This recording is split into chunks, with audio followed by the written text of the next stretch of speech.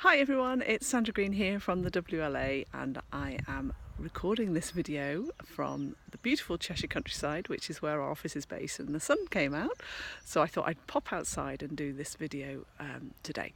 So I'm focusing on leadership and productivity, and I know that many of my clients get overwhelmed, get stuck, lose sight, forget what they're doing and get caught up really in the sort of lots of other people's agendas. So I was thinking about this, and I thought it would be really helpful as we approach Easter to share a few productivity techniques and tips with you that I hope will help you get your life back, or at least get it back under control a little bit. And I think there are a few different things I want to share with you, or three different things I want to share with you actually. First of all, a lot of the issues around the management of our time, the management of our workload, the amount of productivity we have is often because of our self-worth and how much we value ourselves, how much we love ourselves. And what we often do is work to other people's agendas. We have a please mentality, we want to help other people, and because we don't care enough for who we are and care enough about what's important to us, or we're not clear enough about who we are, we end up running other people's agendas. So we are, for example, in the morning, the first thing that we do is pick up our email or pick up our phones, check our emails and see who wants other things to be done.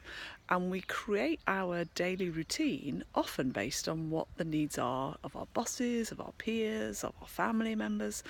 And we don't think enough about what is it that I want and I need. And the amount of times we spend for others is often way too much.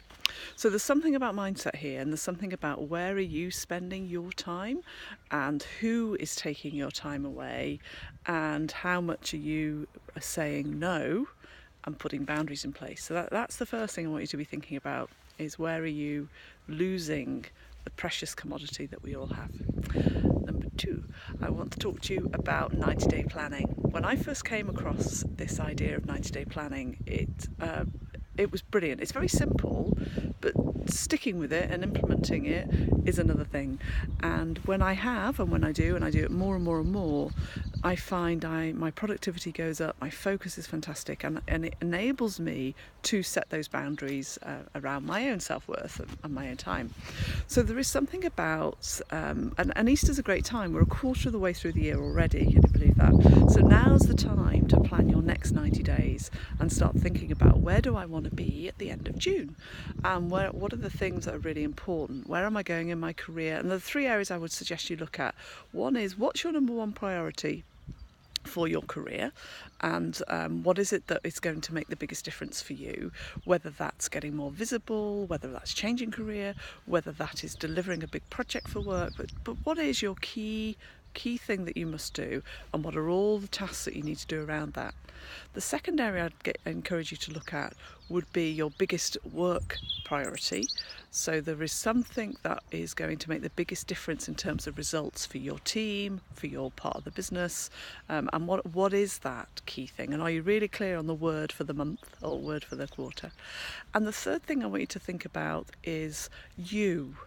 What is your priority for you? Whether that's a hobby that you're doing, whether that's around exercise, nutrition, finding me time. But I want you to think about, what is my goal for me? And then just again, break down, what does that look like between now and the end of 3 months? Really want you to do that. And then I want you to think about this, that if you don't focus on the actions, things don't get done. So what we often do is we play it over in our mind, I need to get this done, I need to get this done. And the new things come in.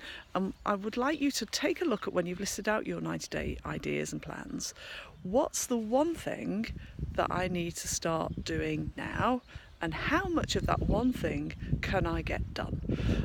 So you focus on actions and activities and not jumping to the next project and being like that magpie that jumps to the next project and the next project. Now, I know that is easier said than done, because I am a woman who thinks about my ideas constantly filling, my head is constantly filling with new ideas after new ideas, and it can drive the team bonkers actually. So I really do have to be disciplined about how much can I get done on this project before I start the next one. So there are a few tips and techniques I hope that you follow.